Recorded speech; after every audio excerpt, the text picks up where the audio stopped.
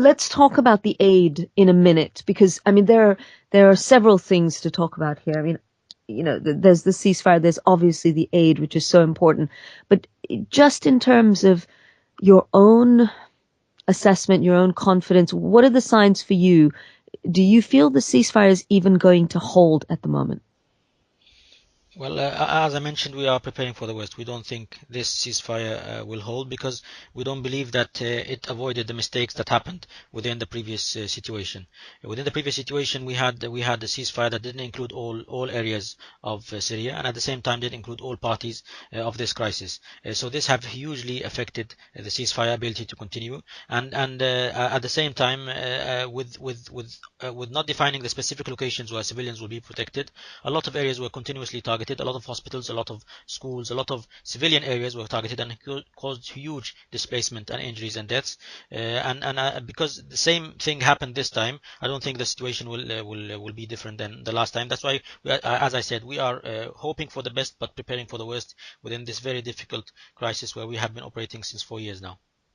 So far, though, it does look like the violence has pretty much stopped. I mean, there are a few reports of some kind of firing or strikes in a couple of places. It's very hard to verify all of those reports. As a humanitarian organization, are you now preparing to go in to places that have not been reached?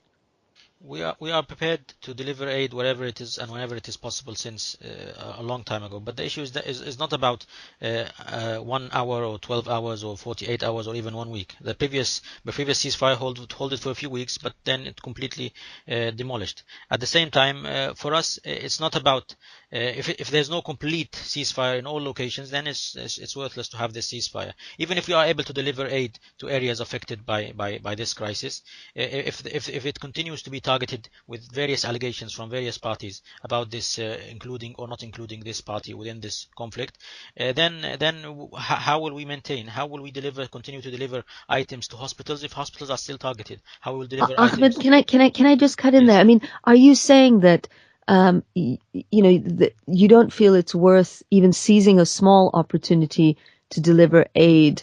What you seem to be asking for is almost total peace before, any kind of sustained aid operation can be performed. But that's pretty much impossible, isn't No, it? I'm just thinking how we were thinking 1 year ago and how we are now. 1 year ago we were requesting for stop targeting of civilian areas and access to besieged areas. A few months ago we were mainly requesting for stop targeting of health facilities, and now we are just requesting for just a minute to deliver aid to these besieged areas and locations. At the same time, even dead people were not protected from airstrikes. I'm saying that this because last night, for example, there was an attack on a graveyard in Homs.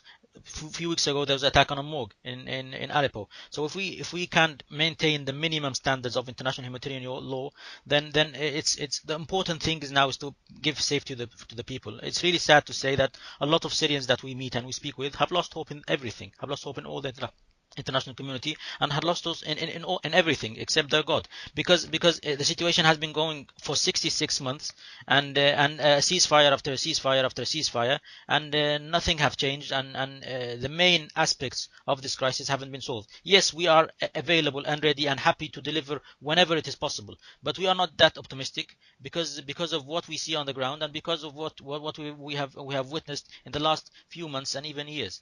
The situation, even though it's slightly calm all the night, but this is the usually in nights, and we don't know how it will continue in the next few hours and days. And if no specific locations are defined or excluded or included in this ceasefire. At the same time, not all parties are part of this ceasefire. Then I think the value of it will be much limited, and the ability of this to maintain and sustain will be much also limited.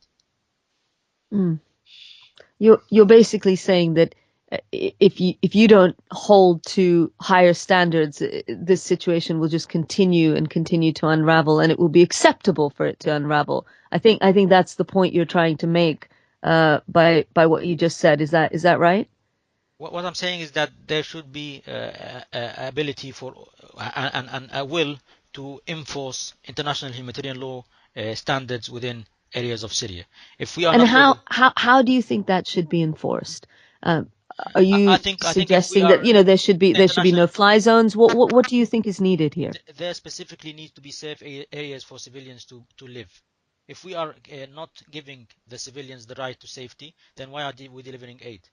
The issue is much larger than delivering one truck or two trucks to a besieged area. If if the area is continuing to be attacked and continue to be under continuous all types of weapons, barrel bombs, chlorine weapons, various types of cluster bombs, and then we say we want to deliver aid.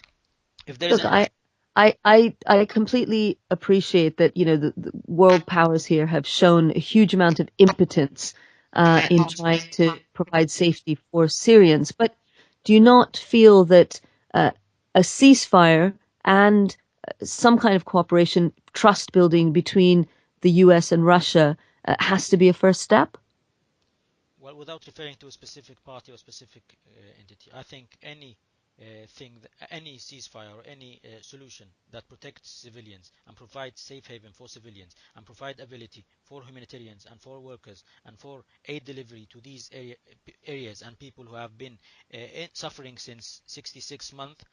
Without this in place, any temporary solution will not solve this crisis that has been really a shame on the whole humanitarian world and all whole international community.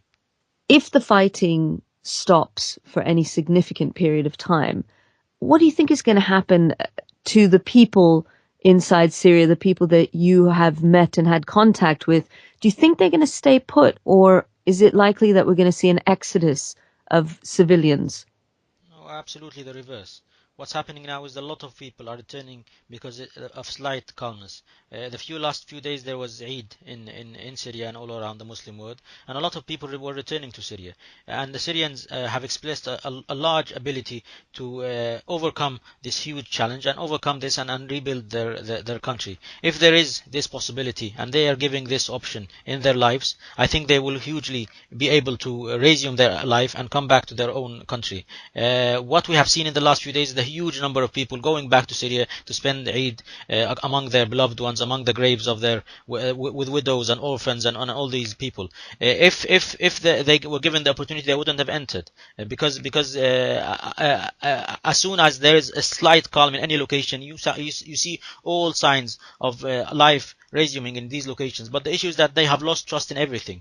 If we say ceasefire, in the past few months, several incidents of specific similar ceasefire, and then you find children dying in schools because of an airstrike. You find hospitals and even incubators and even newborn children being killed with a barrel bomb attacking a hospital. This cannot continue, and this is the issue that's really making the people lose hope in everything.